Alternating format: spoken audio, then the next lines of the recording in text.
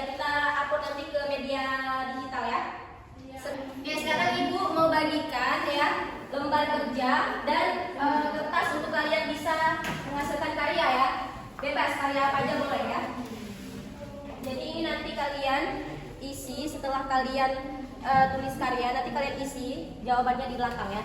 Ini lembar soalnya, dan ini kertasnya. Oke, untuk ini soalnya ya. Baik Bu, terima kasih Bu. Nah ini untuk kertas kosongnya untuk menghasilkan karya ya. Baik Bu.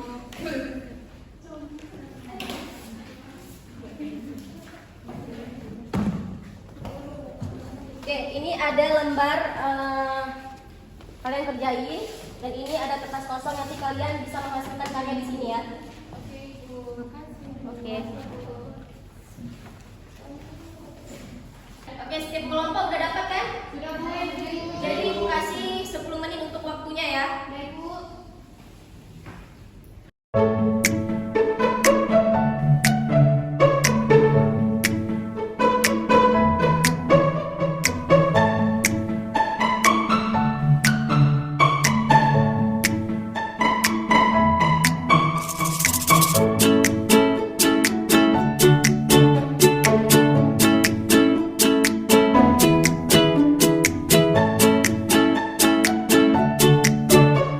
Oke, udah selesai anak? Sudah mulai Bu.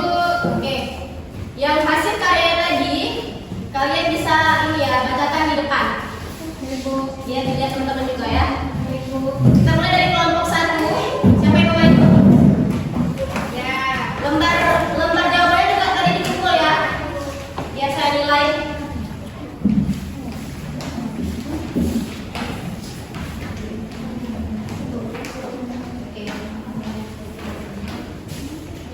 Oke Liza, silakan. Ini adalah cerita pendek tentang amplop. Bisa mana amplop yang dipegang? Amplop ukuran terkecil berwarna putih bersih, ada sekitar 20 lembar. Di atas meja ada uang 10 ribuan, 20 ribuan, 50 ribuan. Di atas meja itu juga tergeletak buku kecil yang terbuka dan sebuah ballpoint. Saat ini tolong dimasukkan ke dalam amplop ini, minta Ibu. Dan ini ada buku catatan, ini uangnya lagi. Sejurus kemudian bisa menerima amplop, buku catatan dan sejumlah uang dari tangan Ibu. Isa waktu itu masih sekolah jenjang SD kelas 5. Bisa membaca catatan di buku Ibu. Kemudian ia mendapati tulisan nama-nama yang tak asing dan sekaligus ada catatan nominal uang. Bentuk dan di amplop tolong dikaitkan ke nama-nama itu ya, minta Ibu. Ini Ibu jawab bisa. Kita harus berbagi sedikit atau banyak rezeki yang kita miliki itu ada hak orang lain, kata Ibu.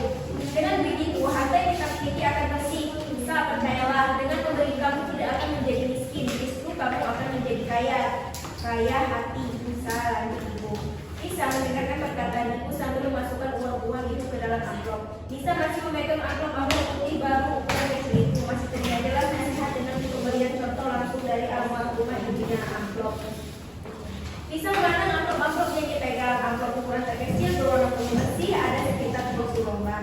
Di atas meja ada uang 10 ribuan, 20 ribuan, dan 50 ribuan. Di atas meja itu juga tergeletak. Itu Bu. Terima kasih.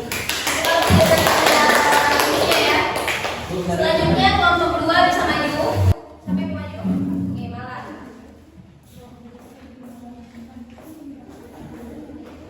Jangan ada yang ngomong ya. Ya, jadi di sini kami kelompok 2 membuat karya berupa puisi yang berjudul Pesan Alam karya HDS.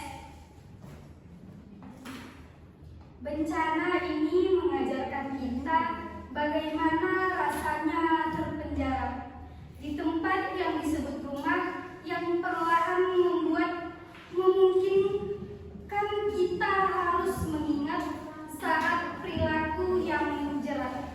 Penghuni laut dan udara, akal dan nurani nyatanya tak saling terikat. Tuhan yang mulai menyampaikan pesan penuh ilham, membiarkannya geram sebab dosa tak terpendam. Sekian. Oke, selanjutnya kelompok 3. Maju loh.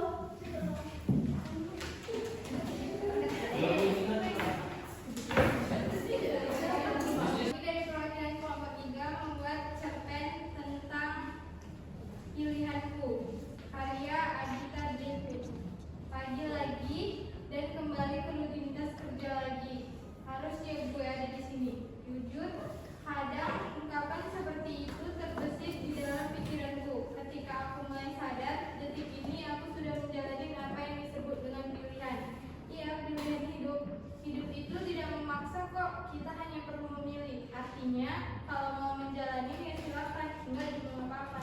Sesimpel itukah hidup?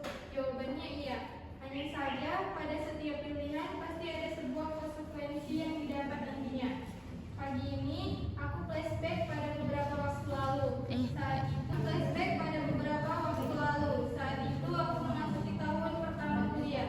Hari-hariku seru, jari-jari tanganku lincah menekan tombol keyboard di laptop, merangkai kata-kata. Pengetahuanku tentang menulisku pada saat itu sama sekali masih nol besar. Tapi dorongan hati terus memberi semangat untuk terus berusaha, belajar, dan mau menekuni apa yang disebut dengan dunia menulis. Ya, karena aku memilih untuk mengambil jurusan sastra di kampusku. Oke, tangan ya, kurang ketiga. Selanjutnya, ini nanti kalau misalnya kita udah buat tulisan hasil karya kita sendiri, kita akan upload ke media cetak ya. Jadi ini saya sedikit baca dulu. Proses penerbitan media cetak: penulisan naskah, penulisan memulai dengan menyusun ide, melakukan riset dan menulis draft. Langkah ini bertujuan untuk menghasilkan karya yang orisinal dan relevan. Pada tahap ini, penulis juga perlu memperhatikan gaya bahasa, struktur tulisan, dan pesan utama yang ingin disampaikan. Oke, setelah itu ada pengeditan ya. Setelah naskah selesai ditulis, selanjutnya itu adalah pengeditan. Pada tahap ini, naskah diperiksa untuk memastikan tidak ada kesalahan tata bahasa, ejaan, atau penyampaian ide yang tidak jelas. Beberapa media cetak memiliki editor khusus yang akan membantu penulis dalam menyempurnakan naskah mereka.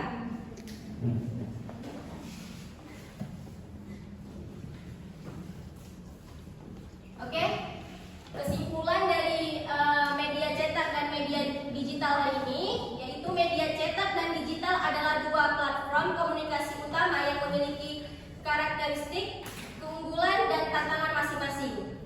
Media cetak menggunakan bahan fisik seperti kertas untuk menyampaikan informasi melalui koran, majalah, atau buku.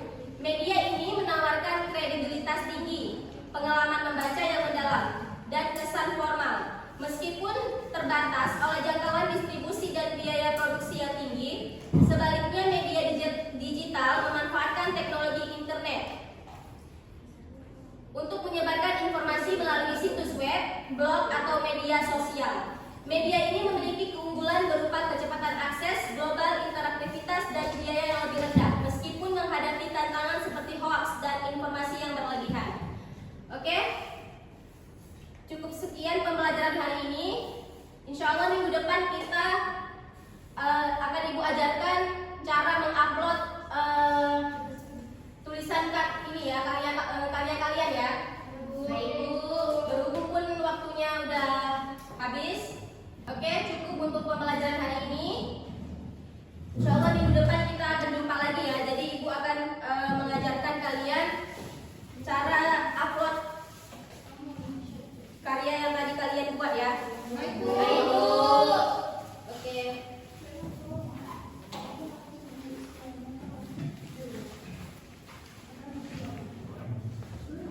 Ibu pamit ya.